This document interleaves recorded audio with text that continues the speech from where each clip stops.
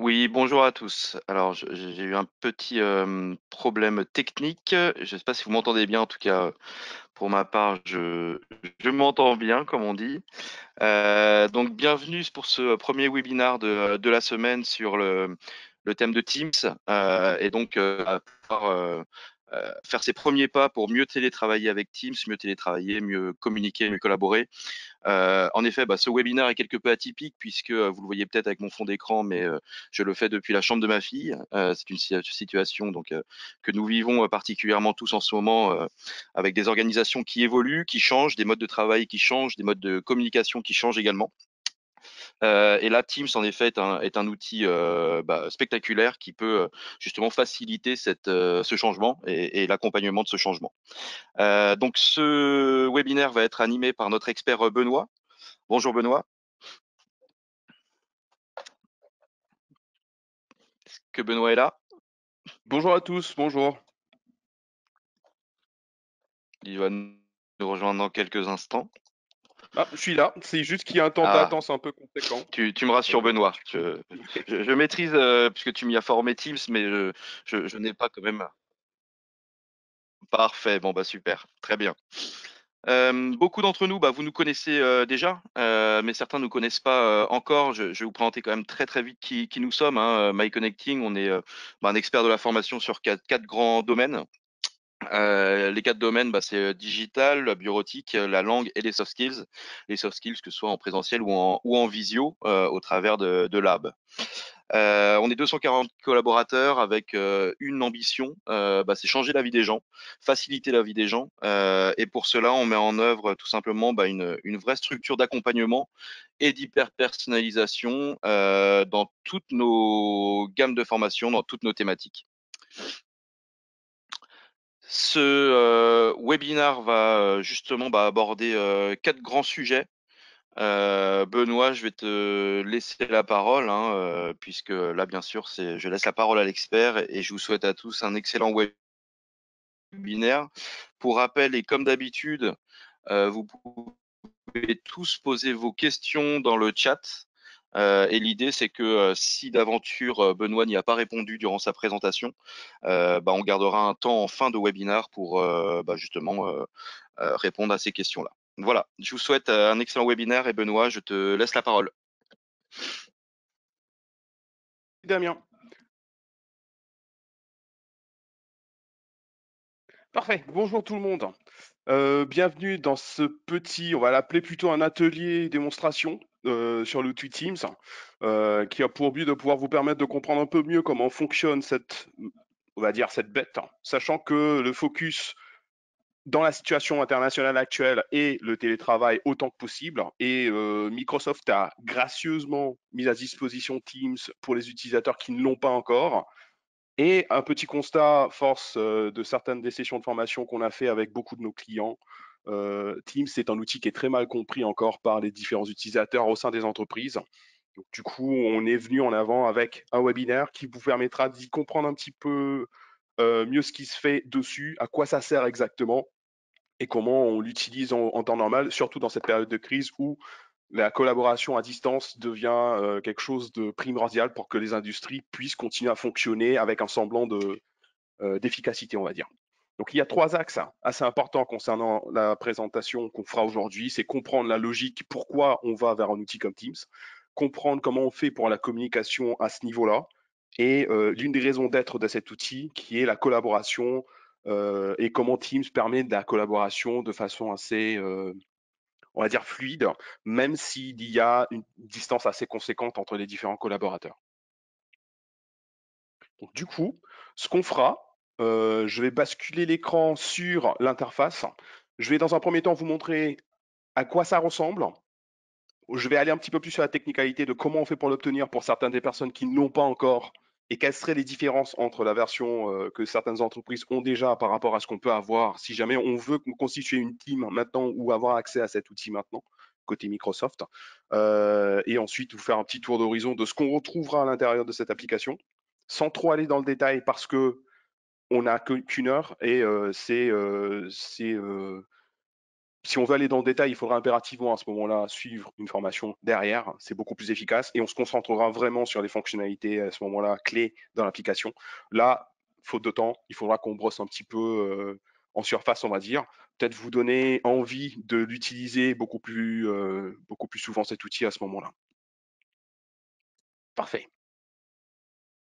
Donc juste le temps que ça bascule au niveau de l'écran, il est extrêmement important de comprendre que toutes ces petites plateformes, malheureusement pour nous, sont connectées à Internet. Internet est un peu saturé en ce moment parce que tout le monde est en mode télétravail. Même GoToWebinar, par exemple, pourrait nous laisser tomber en cours de route. C'est arrivé durant une ou deux sessions il y a très peu de temps. Donc ça va prendre un certain temps avant de pouvoir apparaître sur votre écran. Et si jamais vous ne le voyez pas, n'hésitez pas à envoyer un petit message via le chat. À ce moment-là, on accordera un petit peu plus de temps, le temps que ça s'affiche sur votre interface à vous.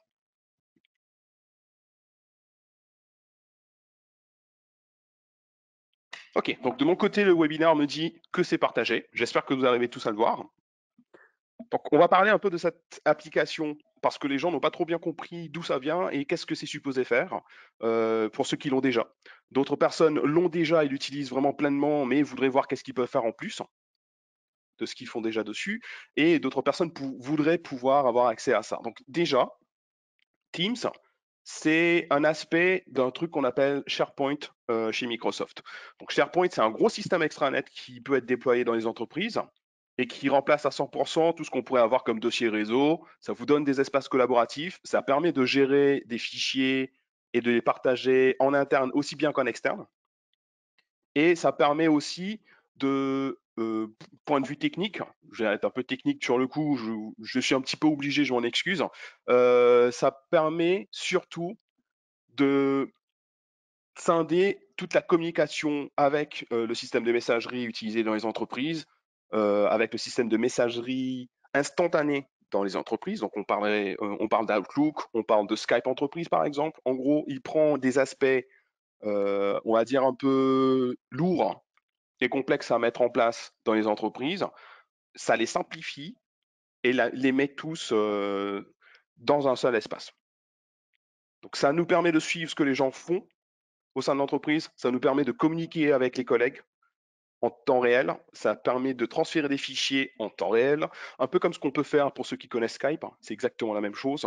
Toutes les fonctionnalités majeures qu'on a dans Skype se retrouvent dans Teams et une partie de SharePoint se retrouve dans Teams. Donc l'interface, elle est assez simple et assez sobre. Pour ceux qui ont déjà vu du SharePoint, ils peuvent le confirmer. C'est beaucoup plus facile quand on regarde Teams, on comprend un peu plus ce qui se passe que SharePoint. SharePoint, c'est un site web et si on ne le monte pas bien, il n'a pas trop de sens. Mais en gros, vous avez toutes ces petites icônes qu'on retrouve sur la partie de gauche. Vous allez voir activités, conversations, équipe, calendrier, appel, fichiers et d'autres fonctionnalités dépendant du paramétrage au sein des différentes entreprises ou de ce que Microsoft a bien voulu mettre à disposition. Et un catalogue d'applicatifs qui peut être rattaché à Teams pour pouvoir permettre aux gens de faire bien plus que ce qu'ils penseraient faire directement avec ce que met à disposition Microsoft. Je vais vous faire un petit tour d'horizon de ça tout à l'heure, mais juste pour citer quelques noms, on a la possibilité de rajouter des trucs comme Slack, GitHub. Donc il y a plein de petits applicatifs qui sont assez intéressants, qui permettent d'être greffés dans Teams et d'être utilisés de façon collaborative. Ça voudrait dire aussi que si jamais on a déjà ce genre de service actif, on peut les rapatrier et venir les connecter dans Teams. Teams, pour Microsoft, se veut être un hub pour pouvoir permettre la fluidification de toutes les communications qu'on a en interne, que ce soit dans des départements, que ce soit dans des petites équipes, que ce soit dans des bureaux en entier, dépendant de comment on structure le truc, Team doit être le point central où toutes les communications, en gros, transiteront à terme. C'est quelque chose qui est encore en cours de développement, bien sûr, mais c'est quelque chose qui viendra à terme définitivement. Donc déjà, juste pour vous montrer rapidement, la partie activité, vous allez voir qu'il y a une sorte de flux avec des contenus qui vont être listés ici. Donc ça, c'est un peu ce qu'on a à l'intérieur chez MyConnecting. Mais en gros, il y a différentes interactions qui sont possibles et ces interactions-là vont être listées dans un flux. Un peu comme quand on part en vacances et qu'on revient, qu'on regarde son flow de mail. C'est un peu la même logique ici. On a la possibilité de lister que ce soit les choses que nous on a fait ou les choses que les gens ont fait autour de nous via cette petite interface ici. Donc le but ici, c'est on part, on va dire en vacances, ou on part ne serait-ce qu'à la fin de la journée, on revient le lendemain, on a une idée approximative de qu'est-ce qui s'est passé quand on n'était pas là. La deuxième partie de l'interface, qui deviendra un des points où vous allez prendre le plus de temps si vous utilisez Teams, va être la partie conversation. Donc, dans conversation, on a la possibilité de créer des discussions exactement comme on pouvait le faire sur Skype, ou on peut toujours le faire sur Skype. Ça permet de faire les mêmes choses que sur Skype. Ça veut dire des appels vidéo, des partages d'écran, par exemple, ou la communication instantanée si jamais il faut. Par exemple, là, je vais chercher un collègue et on va initier une petite conversation juste pour vous montrer approximativement ce qui serait possible de faire une fois qu'on a lancé une conversation. Donc, comme sur n'importe quelle messagerie instantanée, vous allez avoir une liste des gens dans votre liste de contacts et à droite, la partie où il y a les conversations. Donc, au niveau de l'interface en haut, vous devriez voir qu'il y a différents petits onglets qui se sont créés de facto. Donc, on a la conversation, on a les fichiers, on a, si c'est paramétré, organisation, mais ça, c'est plus dans le cadre des entreprises qu'on verrait ça. On a les activités, qui seraient les différentes choses qui ont été faites et qui impliquent la personne qu'on vise, avec qui on veut parler, aussi bien que nous, directement. Donc là, on va engager une petite discussion, juste pour vous montrer. Ah, typo, pardon.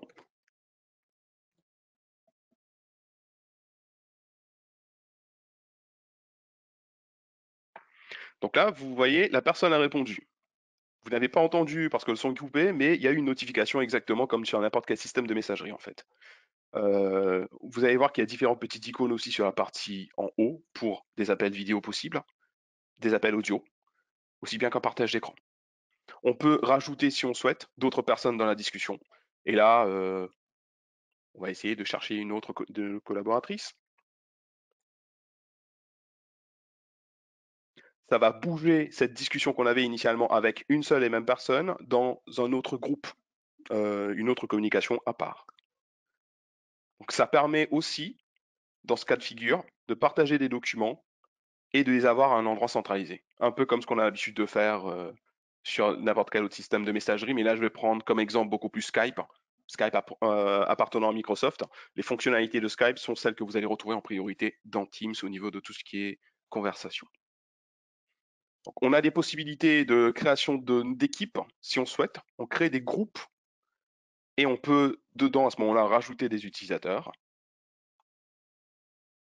Là, on peut assez rapidement faire la création d'un groupe de contacts, peut-être autour d'un sujet en particulier, peut-être autour d'un projet en particulier.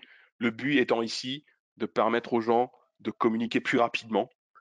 Et l'intérêt de passer par ce genre de plateforme, c'est que bon, vous n'avez pas besoin d'attendre que la personne consulte ses mails si vous avez quelque chose d'urgent à demander. On arrive à avoir une réponse beaucoup plus rapide. Et c'est beaucoup moins gênant que d'avoir appelé quelqu'un. Parce que des fois, la personne peut ne pas avoir son téléphone à portée de main. Là, dans cette situation de confinement, ça vous est sûrement déjà arrivé beaucoup plus souvent que vous ne voudriez. Un appel important qui arrive, le téléphone portable n'est pas à portée de main, on rate l'appel. Donc là, par contre, en passant par ça, c'est un petit peu plus simple, je pense, et un petit peu plus discret aussi, sachant qu'un téléphone qui passe son temps à sonner à la maison quand on a des enfants et qui sont en train d'essayer de faire la sieste, ça va pas forcément être un truc assez amusant pour eux si jamais ça les réveille, pardon, et beaucoup moins amusant pour vous si jamais ça les réveille. Donc, voilà, juste pour la petite histoire. Ok. Donc, vous allez voir qu'il y a cette partie ici qu'on appelle équipe. L'équipe, c'est la raison d'être de Teams. La partie conversation, communication à l'instantané est importante, mais la raison d'être de cette application, c'est cette zone que vous avez ici. Donc, je vais revenir dessus beaucoup plus en détail après. Pourquoi? Parce que ça prend un certain temps avant de pouvoir vous expliquer comment ça fonctionne.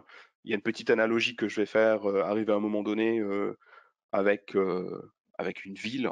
Ça va être beaucoup plus simple si je prends mon temps pour l'expliquer plutôt que d'essayer de forcer ici là tout de suite. Mais vous allez retrouver des mêmes éléments, du moins graphiques, de ce qu'on avait au niveau de conversation. Ça va apparaître aussi ici et les fonctionnalités vont être les mêmes. Donc, on a ensuite, toujours à gauche, le calendrier. qui va lister les différents éléments qu'il y a dans votre calendrier actuel sur votre messagerie. Donc ça permet de ne pas avoir à aller dans Outlook, aller dans Calendrier pour voir si on peut placer un rendez-vous ou une conf call rapide, un point rapide avec une équipe ou certaines personnes dans l'entreprise. Donc on arrive à avoir accès à ça tout de suite dessus. On a la possibilité, une fois qu'on crée une réunion, de les enclencher à partir de cette interface-là, sans avoir non plus à aller chercher dans Outlook le lien ou le message qu'on avait utilisé pour l'invitation et cliquer dessus pour le lancer, par exemple. On n'a pas besoin de le faire, on peut le faire directement dans Teams. Donc, le but ici, juste une petite parenthèse, la raison pour laquelle Microsoft a voulu créer cet outil, c'est pour permettre aux gens de ne pas avoir à jongler autant entre les applications. Ça paraît tout bête, hein, mais le nombre de temps qu'on perd à changer d'Outlook pour aller vers Skype, pour aller ensuite vers Excel, essayer de récupérer un fichier qu'on avait ouvert qui était une pièce jointe, de réaliser que c'était pas là en fait ou qu'il est plus dans la liste, retourner dans la messagerie, aller chercher le truc là-bas, le réouvrir. Ça paraît tout bête, ça devient normal. C'est devenu normal. On le considère extrêmement, comme étant extrêmement normal de faire ça, mais c'est quelque chose qui vous fait perdre à peu près 15 minutes par jour. Et 15 minutes par jour, c'est une pause café en plus. Et une pause café en plus, j'ai jusqu'à l'heure jamais rencontré quelqu'un qui serait pas OK pour en avoir une gratuite pour rien. Du coup, c'est quelque chose d'assez important, je pense, et qui, quand on l'utilise avec le reste de la suite bureautique, par exemple, et qu'on essaye de tout faire dans Teams, il y a beaucoup de choses qui sont beaucoup plus rapides et ça crée moins de stress, moins de frustration pour les gens sur le long terme. Maintenant, il faut qu'il y ait un effort de formation parce que cet outil Teams, beaucoup d'entreprises, encore une fois, chiffre que je veux vous lister, ça nous vient des différentes sessions de formation qu'on a organisées chez beaucoup de nos clients. Certains ont accès à Teams depuis 3 ans, ne savaient pas qu'ils avaient accès à Teams et commencent à l'utiliser que maintenant.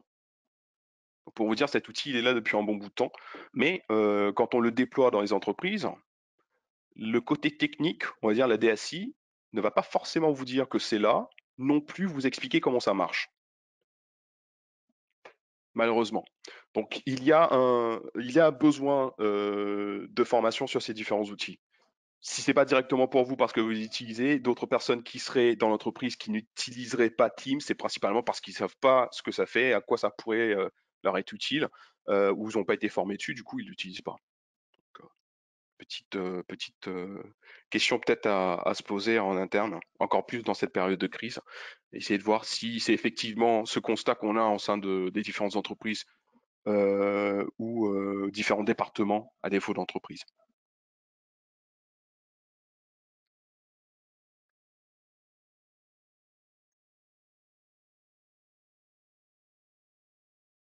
Ah, je viens de voir une petite notification, du coup je fais le nécessaire.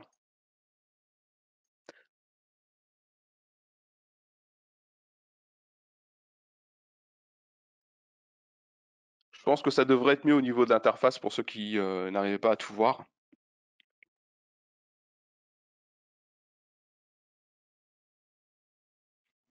Ok. Donc, on va reprendre au niveau de l'interface. La partie appel est quelque chose d'extrêmement intéressante parce qu'elle va nous permettre de communiquer avec des gens un peu comme dans Conversation. On peut lancer un appel à partir d'ici, mais ici, ce serait purement téléphonique. Donc, je m'explique. Normalement, Skype Entreprise, dans beaucoup d'entreprises, a remplacé le bon vieux téléphone qu'on avait sur nos postes, sur nos bureaux. Euh, donc, Teams étant quelque chose qui va remplacer Skype Entreprise, cette partie téléphonie est aussi listée, bien que pas encore paramétrée dans beaucoup d'entreprises, ou beaucoup d'entreprises n'ont même pas pensé à aller vers ça encore pour le moment. Mais ça va devenir la norme si les compagnies continuent à utiliser Office 365, ce qui va forcément être le cas. Vous allez devoir utiliser cette interface beaucoup plus souvent. Donc la façon dont ça a été paramétré chez nous, chez MyConnecting, on ne peut pas contacter en faisant des numéros de téléphone directs parce que ça n'a pas été paramétré pour. Certaines entreprises ont déjà ce système-là qui est actif, un peu comme sur Skype ou n'importe quelle plateforme de téléphonie VoIP. On a l'interface, on appuie, on compose un numéro, on l'appelle comme on ferait sur un téléphone normal. C'est juste qu'on utilise un casque et un micro pour parler. Donc on a la liste de tous les contacts qui va être listée normalement ici. On a un historique d'appels qui est possible et on a aussi une partie messagerie vocale. Donc tout ce que vous avez ici pour le moment, c'est juste ce que nous on a fait en interne. sachant qu'on n'utilise pas la partie VoIP encore dessus pour le moment. C'est pour ça que c'est assez vide.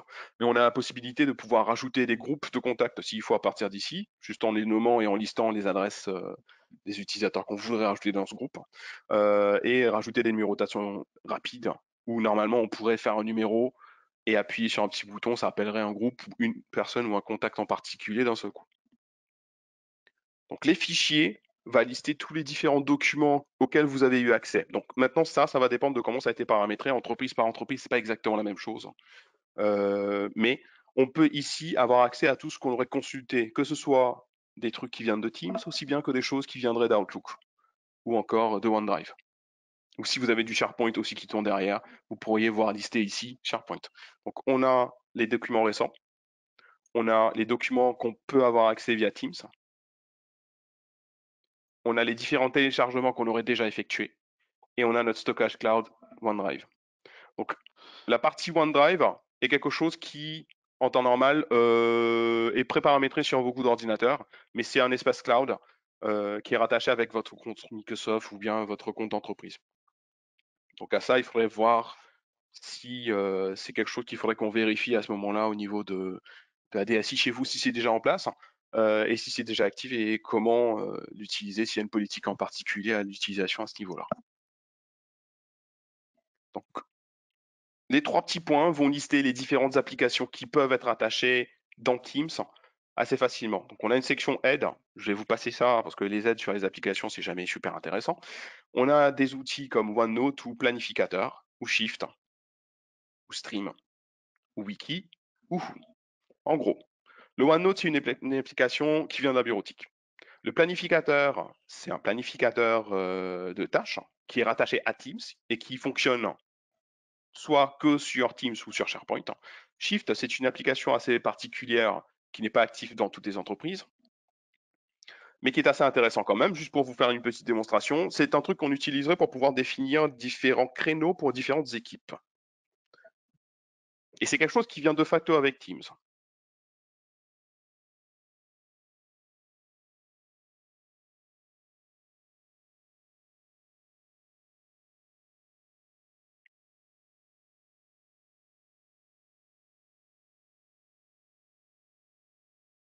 Donc là, je vous passe la visite guidée, mais en gros, ça vous donne ça sur l'interface. On crée des plannings avec les différents membres des équipes, peut-être pour créer des astreintes, peut-être pour ne serait-ce que planifier la journée de la semaine de travail pour tout le monde. On peut rajouter les groupes, on peut dire si une personne en particulier fait de tel créneau à tel créneau, ça vous donnera à ce moment-là la possibilité d'avoir des statistiques une fois qu'on remplit tout ça. Donc, je ne vais pas faire la démo en entier, mais je vais juste vous la montrer. Ça donne la possibilité de pouvoir faire différentes choses et de contrôler le nombre d'heures qui seraient effectuées par les différentes personnes au sein de vos équipes. Donc, il y a une partie demande, par exemple, pour les membres de l'équipe qui veulent changer de créneau ou qui veulent faire une demande de congé, et différents paramétrages où on peut venir dire, OK, ben, début de la semaine, c'est quoi, etc., etc. Donc, ce genre de petits applicatifs est disponible avec Teams dès qu'on l'installe en temps normal. À voir avec les différents départements côté technique, mais c'est le genre de choses que Microsoft a déjà mis à disposition dans cet outil sans qu'on ait besoin de payer pour quoi que ce soit en plus. Et c'est dommage d'avoir un truc pareil, de ne pas l'utiliser, sachant qu'il est là, autant l'utiliser si jamais vous n'avez pas un outil qui vous permet de faire ça, par exemple. Et au niveau des autres applications, là, je vais vous montrer assez rapidement cette liste, mais vous allez voir que cette liste, elle est extrêmement longue. Tout ce que vous voyez sur cet écran actuellement, c'est des différents petits applicatifs, un peu comme ce que je viens de vous montrer avec le Shift, qui permet d'être greffé dans Teams. On a Trello pour ceux qui connaissent, sûrement il y en a beaucoup d'entre vous qui connaissent au moins de nom, le MindMeister, Smartsheet, le Cisco WebEx Meeting, pour organiser des réunions peut-être avec des prestataires externes sans avoir à passer par une interface complexe ou changer d'appli, on peut le faire directement de Teams. On a, qu'est-ce qui serait notable encore? SurveyMonkey par exemple. Rike pour ceux qui font de la gestion de projet. On a la On Meistertask peut, pour tout ce qui concerne. Oui, Benoît, on peut aussi, dans cette période aussi où l'animation des équipes à distance est challengeante, intégrer des outils externes type Klaxoon, hein, c'est bien ça? c'est ça. Donc en fait, la majorité de ce qu'on a sur l'écran là actuellement, c'est des outils externes. Zendesk, pour ceux qui Tout à fait. connaissent, c'est un système pour de création de tickets. Si vous avez déjà Zendesk, par exemple, au sein de l'entreprise, rien ne vous empêche de le greffer avec Teams pour pouvoir permettre le télétravail et la gestion des tickets dans un endroit centralisé. Encore une fois, l'objectif ici, ce serait de ne pas avoir à jongler et changer d'application pour pouvoir avoir accès aux différentes informations qui seraient pertinentes pour vous ou vos équipes ou les membres des équipes. Donc, la liste est très longue, comme vous le voyez. Je suis arrivé au bout, il continue à charger.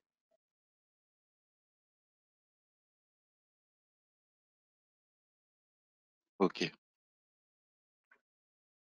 Et elle est catégorisée sous différents secteurs en fait. On a tout ce qui concerne l'analyse et le business intelligence. On a tout ce qui concerne le développement pour ceux qui sont en développement, par exemple d'applications. On a des outils comme GitHub qui peuvent être utilisés pour pouvoir gérer tout ce qui serait commit de code, par exemple, pour ceux qui sont dans ce domaine. Au niveau de tout ce qui est ressources humaines, on a d'autres petits outils qui permettraient de la communication ou bien la collecte d'informations de la part des utilisateurs. Yammer, c'est un outil qui vient de chez Microsoft. Peut-être que certains d'entre vous le connaissent, peut-être certains non. Mais il n'est pas super connu. Par contre, tout le monde connaît SurveyMonkey. Donc on a, qu'est-ce qui serait notable? On a Givitas, qui est pas mal pour tout ce qui est communication, sachant que ça permet aussi de communiquer pas que via Teams, mais aussi via mobile, donc, si c'est paramétré comme il faut. Au niveau de tout ce qui est productivité, on va retrouver, comme on a listé tout à l'heure, le Cisco, etc. On a le Adobe Sign pour les documents, le Adobe Creative Cloud pour ceux qui sont dans la création digitale. Donc on peut aussi rajouter ça dans Teams, par exemple, faire des créas, rattacher via Teams la partie communication autour d'un projet de créa et puis ensuite avoir tous les supports ou bien tout ce qui aurait été créé, stocké dans votre Adobe Creative Cloud, comme on aurait l'habitude de le faire, on va dire, en temps normal. Euh, donc il y a plein de petites choses comme ça. Cette liste est très longue. Si vous avez l'occasion de le faire, accès à un Teams, je vous inviterai à faire un tour dessus. Il y a de grandes chances que vous tombiez sur des choses qui seraient intéressantes pour vous ou pour fluidifier le travail au fait au sein de votre entreprise.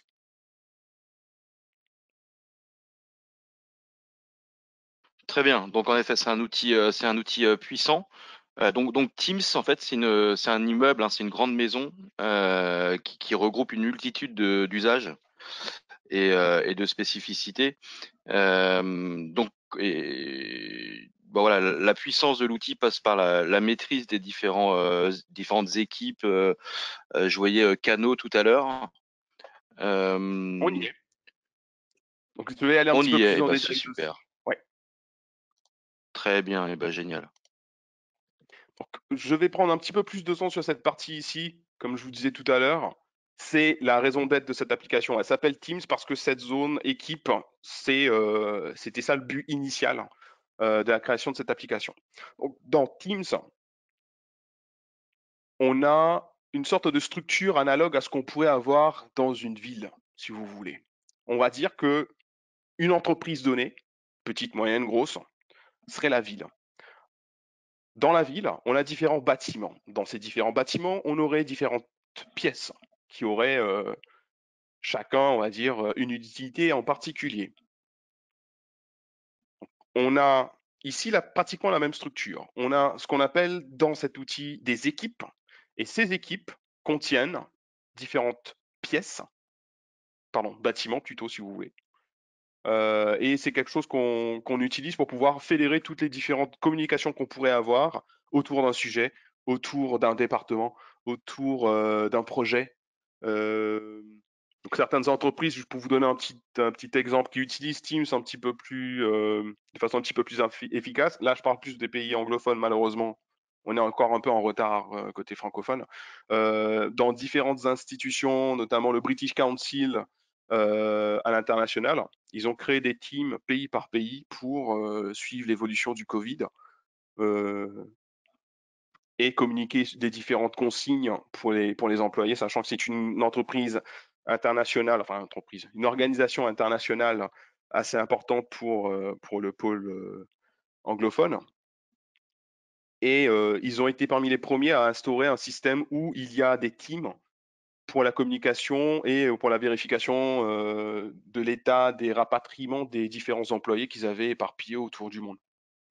Donc ils ont utilisé principalement Team pour faire ça, pour pouvoir être beaucoup plus fluide, que ce soit en termes de réponse. Et ils ont utilisé cette structure-là parce que c'est quelque chose qui est beaucoup plus dynamique et beaucoup plus rapide à utiliser que d'envoyer un mail et attendre que quelqu'un vous réponde. Donc, je vais vous faire un petit tour d'horizon de comment c'est structuré. Et bien sûr, si vous avez des questions, vous n'hésitez pas, vous pouvez les poser via le chat. Si on a assez de temps, on va essayer de répondre à tout. Au pire, comme le disait Damien tout à l'heure, je vous ferai un petit mail avec les éléments de réponse dedans. Ouais, Parfait. je te Donc, une confirme, team. il y a déjà pas mal de questions. Il y a déjà pas mal de questions. Parfait. Donc, team, c'est avant tout ce que vous avez là actuellement sur l'écran. On a différentes équipes qui sont masquées parce que bon, c'est des équipes en interne. On va pas aller vraiment sur les éléments de prod. J'ai créé une team en particulier un peu en avance. Sinon, je peux vous montrer rapidement comment on le fait. On clique dessus, on clique sur créer une équipe. On renseigne les différentes informations. On définit si c'est une équipe qui est privée ou une équipe qui est publique. On rattache le nombre de personnes qui doit être dans l'équipe et ça vous donnera quelque chose à peu près comme ça. Donc, encore une fois, on passe beaucoup plus en détail cette partie création dans les différents modules de formation spécifiques à team. Je le fais beaucoup plus rapidement ici. Donc chaque team que vous allez créer en gros va être quelque chose qui va contenir des canaux. Les canaux, c'est différents sous-thèmes si vous voulez. Il faut le voir un peu comme une arborescence. Vous avez un dossier, un sous-dossier. C'est un peu cette structure-là qui est utilisée pour Teams. Donc chaque dossier, en gros, a différents onglets à l'intérieur. On a par défaut ces trois-là tout le temps, publication, fichier wiki. Donc publication permettra, quand on a paramétré la team et qu'on a rajouté des utilisateurs dedans, donc on va le faire en live, je vais rajouter mon collègue Jason. De son côté à lui, la façon dont ça va marcher, il devra recevoir une notification par mail qui va lui dire « Ok, il y a une team qui a été créée, vous êtes un membre de cette team ». Et il pourra avoir accès à cette partie de l'interface normalement. Et il pourra me répondre si je communique avec lui. Donc publication est utilisé comme un canal où tout ce qui serait discussion, partage de fichiers en instantané serait rajouté. Il faut le voir un peu comme WhatsApp si vous voulez. La seule analogie qu'on pourrait faire, c'est ça. On a WhatsApp, on envoie des messages aux différentes personnes via cet outil. On peut mettre des photos dedans, on peut mettre des fichiers si jamais on veut passer par ça. Et là, par exemple, vous voyez que Jason a envoyé une petite image animée. On utiliserait cet onglet-là dans un cadre, dans un besoin de fédérer toutes les informations, toutes les communications à un seul endroit. Les différents membres des équipes vont pouvoir avoir accès à cette information-là, même s'ils rejoignent l'équipe bien plus tard dans le temps. Maintenant, imaginez qu'on a un projet, il a commencé, il y a un beau bouton, il y avait 5 personnes dans l'équipe initialement, on a créé une team, on a passé toutes les informations via cette team. Il y a un des membres qui change d'affectation, il y en a un autre qui prend sa place, l'autre personne n'est pas perdue, n'a pas besoin d'attendre qu'on lui fasse un topo, genre un briefing verbal. Il pourrait, si ça a été bien fait comme il faut et que les communications ont bien été posées comme il faut au niveau de Teams, juste passer dessus et comprendre ce qui se passe et collecter toutes les informations qui seraient nécessaires ici. Donc l'onglet publication, ce serait principalement pour ça. On a ensuite l'onglet fichiers qui offre des fonctionnalités extrêmement avancées concernant la gestion des documents. Cette façon de gérer les documents ici dans cet outil nous vient de SharePoint, pour ceux qui connaissent un peu. Mais juste pour vous donner une petite idée, on a accès à quelque chose ici qu'on appelle le versioning. On est capable de créer des fichiers, de s'assurer qu'on a un suivi de l'historique de ce fichier. On peut avoir par exemple un fichier Excel où on aurait toutes les commandes qui seraient listées dedans. On la stockerait dans Teams, on la gérerait dans Teams. On l'ouvrirait ici, on ferait des changements, on rajouterait des nouvelles données, des nouvelles commandes seraient listées dedans. On aurait une version peut-être au 1er janvier, on aurait une version dès qu'on fait un changement un petit peu plus tard dans le mois de janvier. Donc à chaque fois qu'on ferait un changement, il y aurait l'historique. Et si jamais on veut retourner, ok, bah on était à combien en fait en janvier? on n'est pas obligé de demander à la technique ou de se prendre la tête pour essayer d'obtenir une version d'avant du document en question. On peut avoir accès à ça directement ici. Encore une fois, c'est quelque chose qu'on voit beaucoup plus en détail durant les parcours de formation en eux-mêmes. Mais là, je vais vous faire une petite démonstration rapide. Je vais créer un classeur Excel. Il va être directement stocké dans Teams. Donc, il est physiquement dans le cloud. Vous allez voir que l'interface va me donner certaines options, pas complètes, mais partielles de ce qu'on pourrait retrouver dans un fichier Excel normal. Et je peux interagir avec le fichier, écrire à l'intérieur. Et je n'ai même pas besoin d'appuyer sur quoi que ce soit comme bouton pour faire l'enregistrement. Donc là, ayant créé ce fichier, je peux demander à mon collègue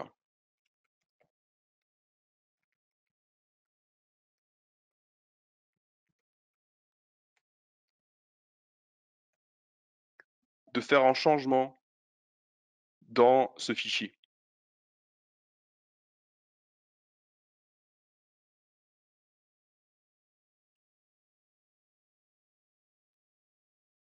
Donc là, en bas à droite, vous allez voir qu'il y a une petite notification qui Et est apparue.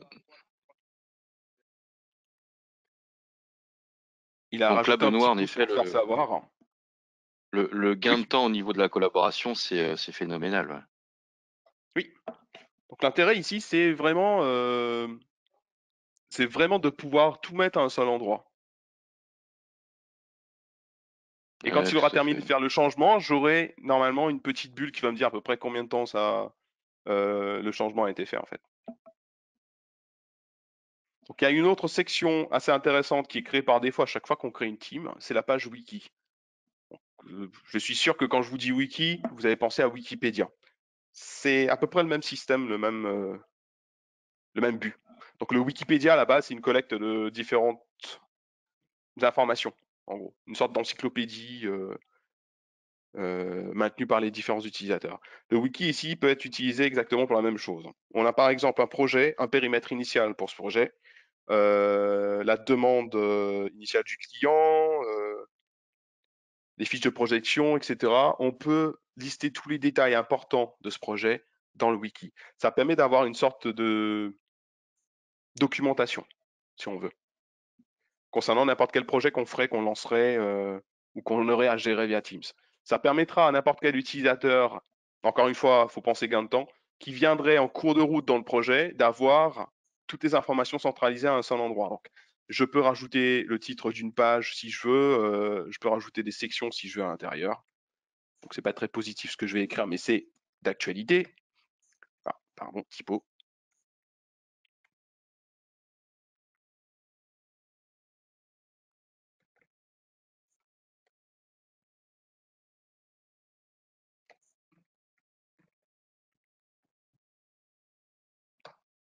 Je peux rajouter une autre section si jamais j'ai besoin, ainsi de suite.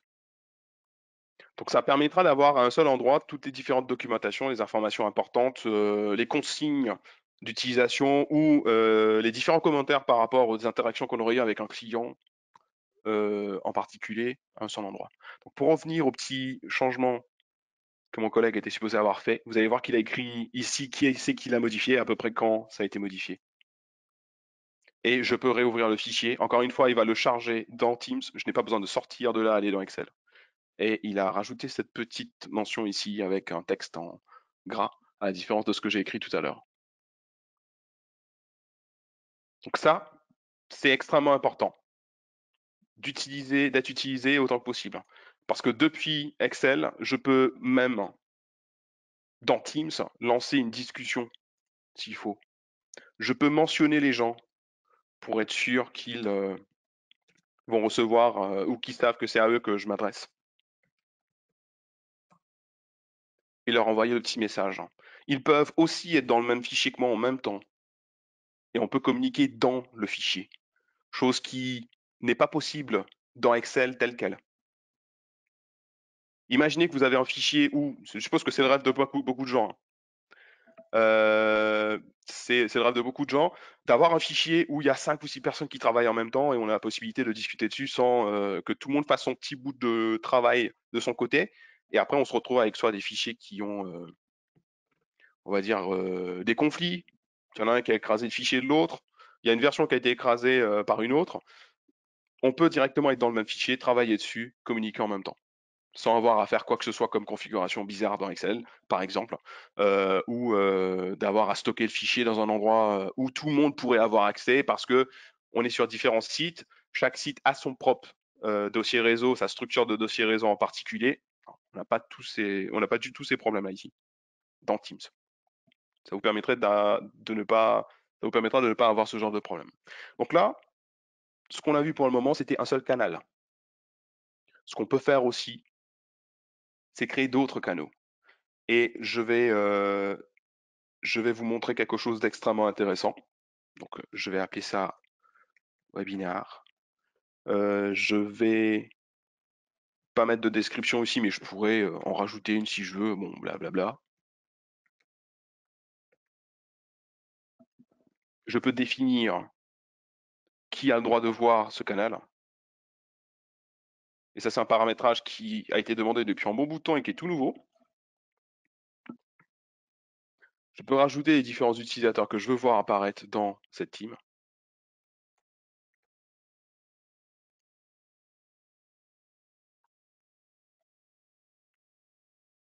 Je peux rajouter son niveau. Et encore une fois, on le voit beaucoup plus en détail après. Mais là, on a la possibilité ici de pouvoir avoir un deuxième espace. On est toujours dans Webinar, mais on a un deuxième canal de communication maintenant. Donc imaginez que ce serait, on va dire, donc un exemple qui serait pertinent et intéressant. On va dire la création d'un gâteau. On aurait 3 équipes en particulier pour la création du gâteau. Il y aura ceux qui vont faire la pâte, il y aura ceux qui vont cuire la pâte et il y a ceux qui vont faire la décoration du gâteau. On pourrait à ce moment-là avoir une équipe création de gâteau, un canal qui serait les préparateurs de pâtes, un autre canal pour ceux qui vont cuire la pâte et un autre troisième qui serait pour la déco de la pâte. Donc tout le monde est dans la même équipe et impliqué sur le même projet, mais ils ont tous des interactions différentes, on va dire, des responsabilités différentes dans le projet. Donc on peut les segmenter comme ça au sein d'une même équipe, avoir différents canaux où on pourrait avoir les gens qui vont être impliqués sur une partie du projet qui communiquent dessus uniquement.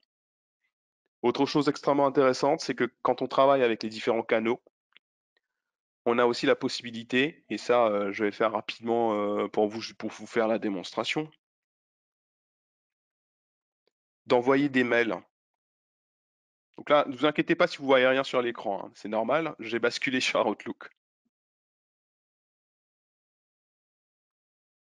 Je vais faire un petit mail rapide.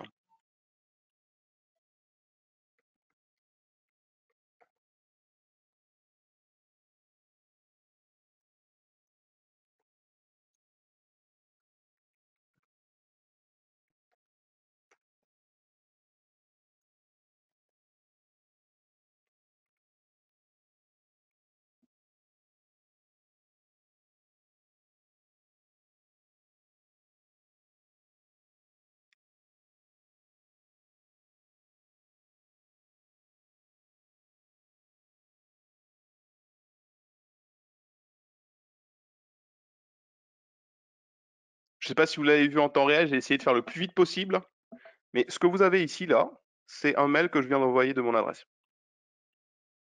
Je l'ai envoyé dans ce canal. Je pourrais, si je veux, prendre n'importe quel canal et le mettre en copie des différents échanges que j'aurais besoin de faire avec d'autres personnes, par exemple un prestataire externe. On est en train de monter un projet et on utilise un prestataire externe pour pouvoir faire une partie qu'on ne peut pas gérer nous en interne. Pour ne pas avoir à mettre 1 milliard de personnes en copie pour qu'ils soient au courant quand j'ai un échange avec le prestataire externe, je peux me dire, OK, je vais prendre la team, je vais la mettre en copie. Comme ça, tout le monde sera au courant de ce qui s'est dit. Donc ça, c'est quelque chose d'extrêmement intéressant et qui, Encore une fois, en France, j'ai vu très peu de gens le faire, hein, quand c'est quelque chose qui est là depuis un bon bout de temps. Mais c'est quelque chose qui devrait vous donner quelques idées, en fait, j'espère, parce que c'est quelque chose qui peut être utilisé dans n'importe quelle configuration, en fait. On a différentes teams, on veut communiquer à cette team, on leur envoie un mail. On a besoin de passer une information d'une source externe vers le team plutôt que de faire des copier-coller ou bien enregistrer des pièces jointes. On prend le mail dans sa totalité avec des pièces jointes s'il faut, on transfère dans le team. Ça permet de ne pas perdre du temps à ce moment-là, essayer de télécharger, mettre en local, retélécharger le fichier après. Encore une fois, dans beaucoup de cas de figure, ce genre d'action que je décris vous paraît normal parce que vous le faites au quotidien. Vous réalisez pas en fait que vous perdez du temps en faisant comme ça. Donc là, Teams est là pour vous permettre de pouvoir gagner beaucoup plus de temps à ce niveau-là. Donc au niveau de ce que j'avais besoin de faire pour la petite présentation, de mon côté, je vais pas aller plus loin que ça. Il y a différents parcours de formation disponibles chez MyConnecting qui vont beaucoup plus en détail et qui surtout, vu qu'on est beaucoup plus sur la personnalisation, prendra en considération votre contexte et se concentrera beaucoup plus sur les fonctionnalités qui seraient clés et utiles pour vous dans l'immédiat. Donc l'intérêt de passer par ce type de méthodologie, c'est qu'à la fin des sessions chez nous, vous avez déjà un truc qui marche. Vous n'avez pas besoin de retranscrire ce que vous avez vu sur une autre plateforme ou une autre interface. On n'a pas besoin de refaire ce qui a été fait dans la formation après coup. Parce que durant la formation, on travaille sur vos propres applicatifs et vos propres problématiques. Donc, il y a quelques petites questions qui sont tombées. Je vais arrêter le partage de mon côté et je vais essayer de voir les questions les plus récurrentes et essayer de vous répondre. Est-ce que tu m'entends, Benoît? Oui, je vous entends. Ah, super. Puisqu'en effet, j'ai quelques questions qui sont arrivées. Dont une première sur les conversations. Est-il possible de supprimer une conversation? Normalement, oui. Alors pourquoi normalement? Parce que ça dépend de comment ça a été configuré. Pour ne pas aller trop dans les détails, il y a une couche que les utilisateurs ne peuvent pas toucher. C'est à la DSI de le faire, à moins qu'on ait des droits d'administrateur. D'accord, Il y a certaines entreprises d'accord, ok. qui peuvent dire OK, on a le droit de supprimer. D'autres veulent dire non, on veut avoir un historique complet, peu importe ce qui s'est dit derrière. Donc je ne peux pas répondre Très bien. directement oui, on peut, non, on peut pas. Ça va dépendre de comment ça a été configuré. D'accord. Tout dépend du paramétrage interne. Voilà. C'est ça un peu le souci. En Très bien. gros, c'est une sorte de risque éventuel pour certaines entreprises. Du coup, ils veulent pas prendre, ils veulent pas que l'utilisateur puisse effacer quelque chose. D'accord, ok, je comprends. Seconde question, peut-on travailler à plusieurs sur les fichiers en même temps? Normalement, oui. Via Teams, ça permettra de le faire dans Word et dans Excel, sans qu'on ait besoin de configurer quoi que ce Très soit bien. au préalable. Tant qu'on ouvre l'application, pardon, tant qu'on ouvre le fichier dans le mode à l'intérieur de Teams, on appelle ça le mode web. Si on ouvre en version locale, ça veut dire que Excel va s'ouvrir sur l'ordinateur de la personne. Là, non, ça ne vous permettra pas de le faire en temps réel. À ce moment-là, on sort du périmètre de D'accord. Teams.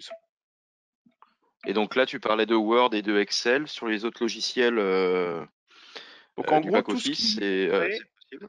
ça marcherait. Donc, à part Outlook, bien sûr, on ne peut pas mettre un Outlook dans Teams pour des raisons assez évidentes. Mais tout ce qui toucherait à Word, PowerPoint, Excel, on peut assez facilement le mettre en place dans Teams et y accéder via Teams.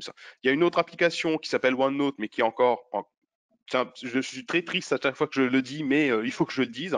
On est super à la ramasse dessus en France. On est très, très en retard dessus. C'est OneNote, qui est une application incroyable pour Tout à fait, pouvoir prendre des tout notes. à fait. Donc ça, on a des parcours de formation spécifiques dessus. C'est pas beaucoup pour le maîtriser. C'est 1 heure de cours à peu près. Mais c'est un gain de temps incroyable. Et en France, on l'utilise absolument pas.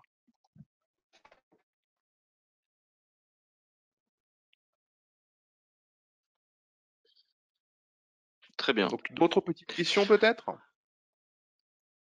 Ok. Peut-on importer un fichier Excel créé et ensuite le travailler dans Teams comme cela? Oui, oui, oui, tout à fait. Tu m'entends? Alors, c'est vrai que ma connexion chez moi est parfois balbutiante. Peut-on importer un fichier Excel créé et ensuite le travailler dans Teams, comme cela vient d'être démontré? Oui, tout à fait possible.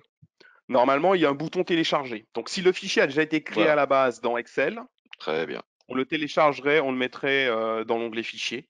Et une fois qu'il est dans fichier, on peut travailler dessus directement sans avoir à repasser par Excel après.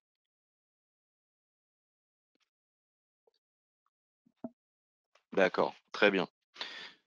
Parfait. Je n'arrive pas à créer un fichier Excel dans Fichier. Faut-il paramétrer quelque chose au départ? Normalement, ça dépendra encore une fois de la configuration, mais vous devriez avoir un bouton où on a écrit créer en haut à gauche. Si vous n'avez pas ce bouton créer, ça voudrait dire que c'est bloqué. Ça va dépendre encore une fois de la configuration ou la façon dont ça a été lancé en fait au niveau de la DSI. Il faut se renseigner à ce moment-là, malheureusement. C'est un truc à demander. Sinon, quand on est dans Teams, dans Fichier, et qu'on n'a pas le droit, on n'a pas été défini comme étant administrateur propriétaire, des fois, on n'a pas la possibilité de créer aussi. Mais encore une fois, c'est un paramétrage de la technique. C'est à eux de voir à ce moment-là de confirmer si c'est effectivement le cas ou pas. D'accord. Proposez-vous des formations spécifiques sur Teams? Oui, donc comme ça, Objectif, me familiariser avec. je pense que tu as la réponse déjà, Damien. Oui, oui, oui, je veux pas être, partie prenante, mais oui, oui, en effet, on a des formations, spécifiques sur Teams et avec cette notion, comme je vous disais en introduction, d'hyper-personnalisation puisque Benoît nous a fait une super présentation et je te remercie de pas mal d'usages.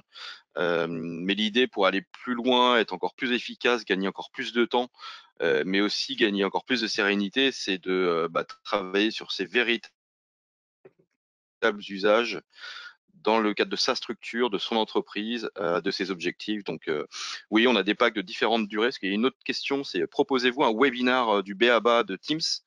Oui, un peu à l'instar des formations, on a des packs BABA ou niveau 1 acquisition, du perfectionnement, de la maîtrise, que ce soit au niveau administrateur ou au niveau utilisateur.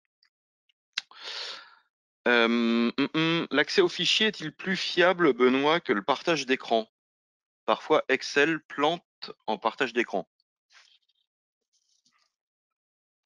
Normalement, il faudrait comprendre pourquoi En fait, Excel ne devrait pas planter avec un partage d'écran. Ce serait plutôt le partage d'écran qui planterait. Mais ça dépend en fait.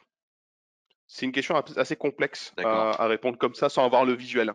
Mais en gros, si vous avez un fichier Excel qui a tendance à planter, il y a plein de choses qui pourraient faire que ça plante. Peut-être qu'en lançant le partage d'écran, les ressources sur votre ordinateur ne sont pas suffisantes pour pouvoir maintenir les deux. Et du coup, il y en Ouais. a un qui casque. Principalement, ce serait Excel qui casquerait plutôt que le partage d'écran. Mais à ce moment-là, il faudrait voir, faudrait être sûr. Si vous avez un fichier qui est de taille extrêmement volumineux, ou qu'il y a dedans 256 onglets par exemple, il aura beaucoup Mmh. plus tendance à planter. Même si vous le mettez dans Teams, Ouais, ça ouais. va pas forcément l'alléger. Il va toujours être aussi lourd, il aura aussi tendance à planter. Mais j'aime à penser que quand on est en version web, vu qu'il y a beaucoup moins de fonctionnalités actives constantes dans certains fichiers, je pense qu'il tiendrait beaucoup plus facilement si on le met dans Teams.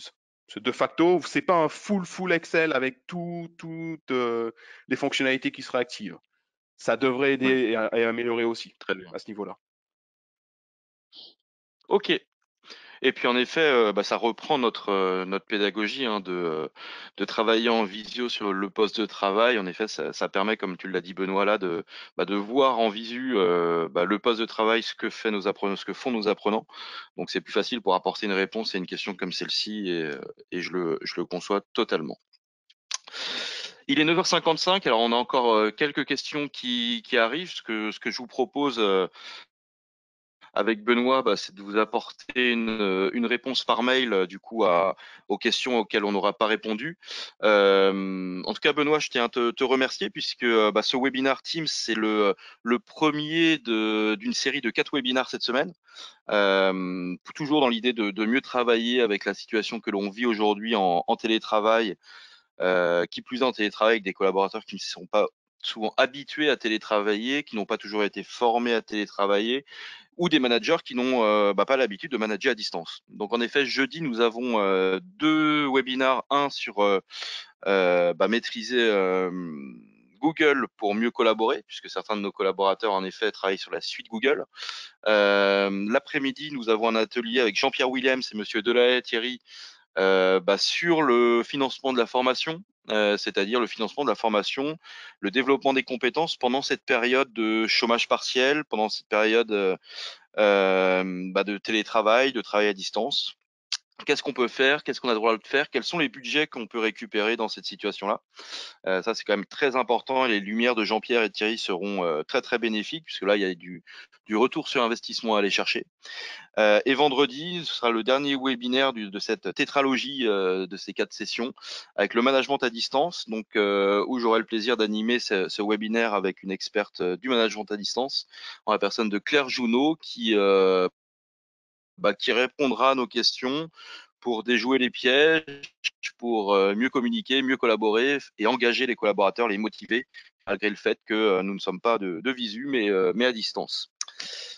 Voilà Benoît, je te laisse peut-être clôturer ce webinaire. Bon, donc, je te laisse clôturer plutôt.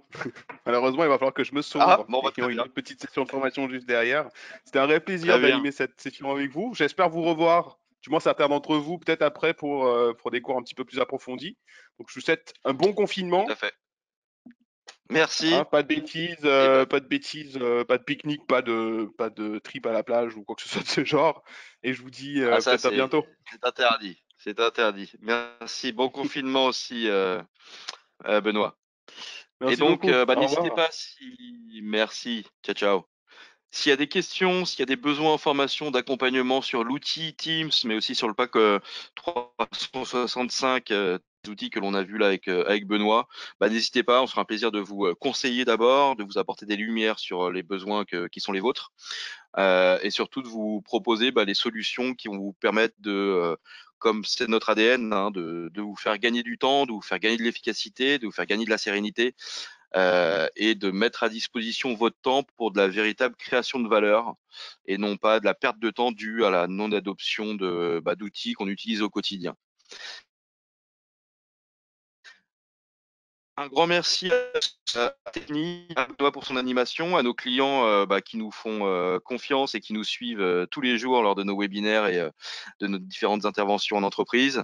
Je vous dis à jeudi et ceux qui le souhaitent, je suis à votre entière disposition. Que ce soit par mail, par téléphone, n'hésitez pas ou par les questions encore, il y a encore temps, vous avez 2 minutes sur le webinaire. À très bientôt et une excellente journée. Au revoir.